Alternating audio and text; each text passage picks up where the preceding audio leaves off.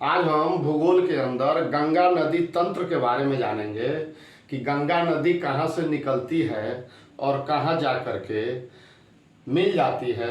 इसी चर्चा को लेकर मैं रमेश शर्मा अमर लोक ज्ञान चैनल के माध्यम से उपस्थित हैं। आप सबका हार्दिक अभिनंदन करते हैं।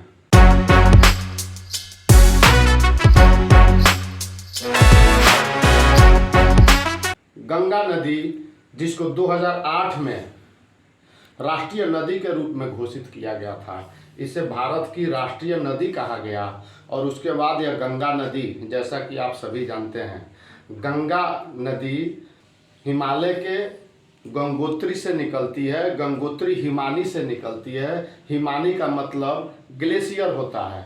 गोमुख से निकलते हुए जब यह आगे आती है तो देवप्रयाग में अलकनंदा से मिलती है।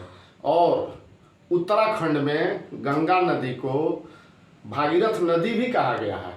तो भागीरथ नदी और अलकनंदा नदी दोनों जब आपस में मिलते हैं तो देवप्रयाग में यहाँ पर से यह गंगा बन के आगे की ओर बढ़ती है और हरिद्वार में आकर के पहाड़ों से निकल करके समतल मैदानी भाग में उतरती है। कई बार क्वेश्चन आता है कि गंगा नदी भारत के समतल मैदानी भाग में किस जगह पे आके मिलती है, तो वह जगह का नाम हरिद्वार है, जहां पहाड़ों से निकलकर वह हरिद्वार में समतल मैदानी भाग में आगे की ओर बढ़ती है। और उसके बाद जब वह आगे बढ़ती है तो कनौज में रामगंगा पहली नदी है जो गंगा की सहायक नदी बनती है। वह भी पहाड़ों से निकलती है।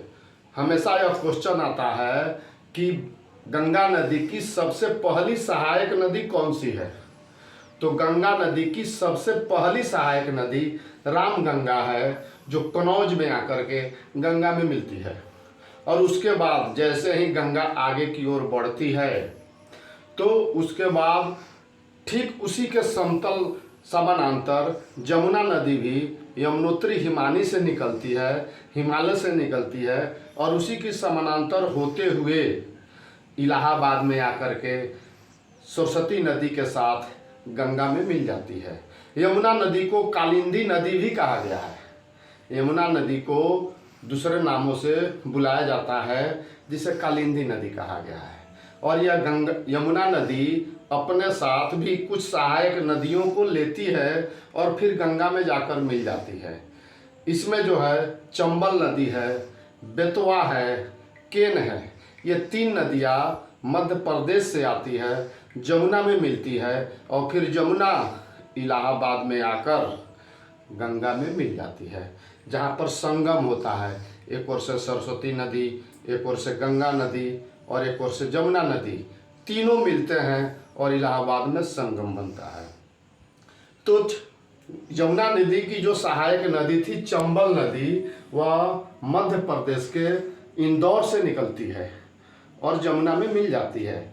उसके बाद बेतवा नदी है, वह भी मध्य प्रदेश की विंध्य पर्वत से निकलती है और जमुना नदी को अपना सारा जल दे देती है।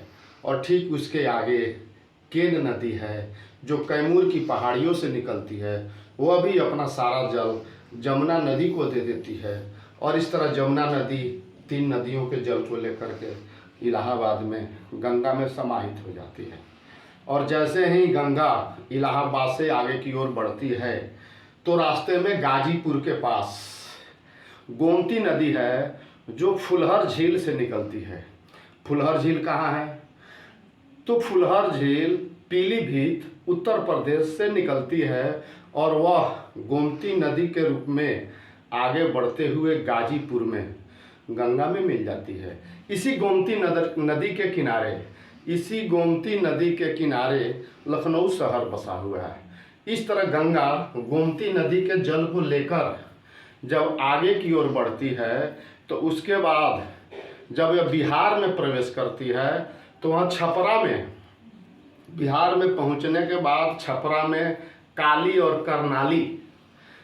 और करनाली दो नदियाँ हैं, जिसे शारदा और घाघरा कहा गया है। ये दोनों नदियाँ आपस में आगे मिल करके छपरा में घाघरा के रूप में गंगा में जाके मिल जाती है। और ठीक उसके बाद जब गंगा नदी छपरा से आगे की ओर बढ़ती है तो वहाँ पर सोन नदी सीधे आकर के गंगा में पटना के पास मिलती है। अब सोन का उद्गम स्थल कहाँ है? तो सोन नदी छत्तीसगढ़ और मध्य प्रदेश की अमरकंटक की पहाड़ियों से निकलती है और सीधे पटना में आकर गंगा नदी में मिल जाती है।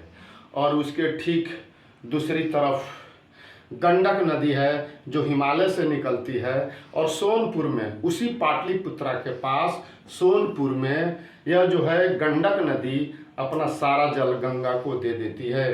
गंगा में जाकर गंडक नदी मिल जाती है और सोन नदी और गंडक नदी के जल को लेकर जब गंगा आगे की ओर बढ़ती है तो बिहार का शोक जिसे कहा गया है, जो हिमालय की ओर से निकलती है, नेपाल से निकलती है और कुर्सेला के बाद बीरपुर, सुपौल, सहरसा होते हुए कुर्सेला में नदी जो बिहार का शोक है गंगा में आके मिल जाती है।